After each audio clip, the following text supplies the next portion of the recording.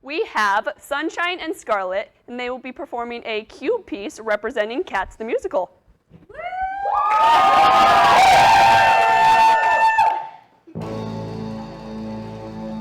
The greatest magicians have something to learn from Mr. Mistopheles' conjuring turn.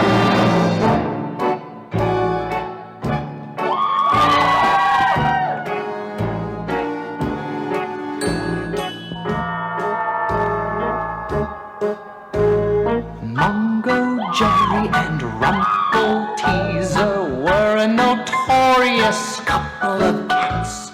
As knockabout clowns, quick-change comedians, tightrope walkers, and acrobats. They had an extensive reputation. They made their home in Victoria Grove. That was merely their center of operation, for they were incurably given to rove. If the area window was found ajar and the basement looked like a field of war, if a tile or two came loose on the roof, which presently ceased to be waterproof, if the drawers were pulled out from the bedroom chests and you couldn't find one of your winter vests, or after supper one of the girls suddenly missed her Woolworth pearls, then the family would say, "It's that horrible cat." It was Mungojerrie or Rumpelteazer, and most of the time they left it at that.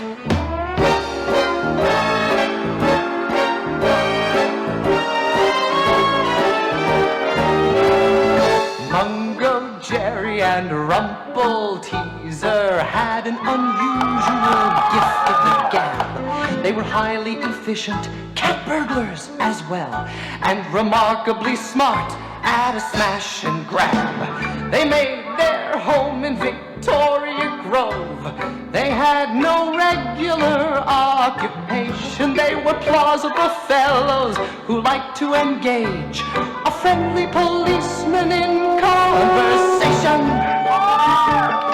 When the family assembled for Sunday dinner, their minds made up that they wouldn't get dinner on Argentine joint, potatoes and greens. Then the cook would appear from behind the scenes and say in a voice that was broken with sorrow, "I'm afraid you must wait and have dinner tomorrow. The joint has gone from the oven like that."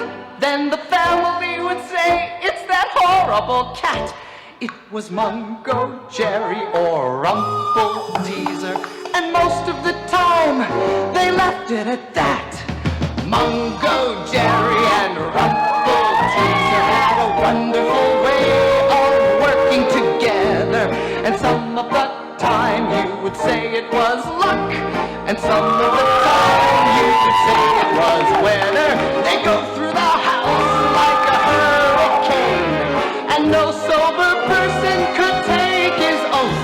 Was it Mungojerrie or Rumpelteazer, or could you have sworn that it mightn't be both? And when you heard a dining room smash, or up from the pantry there came a loud crash, or down from the library came a loud ping from a vase which was commonly said to be Ming, then the family would say, "Now which was which cat?" It was Mungojerrie and Rumpelteazer, and there's nothing at all to be done about that.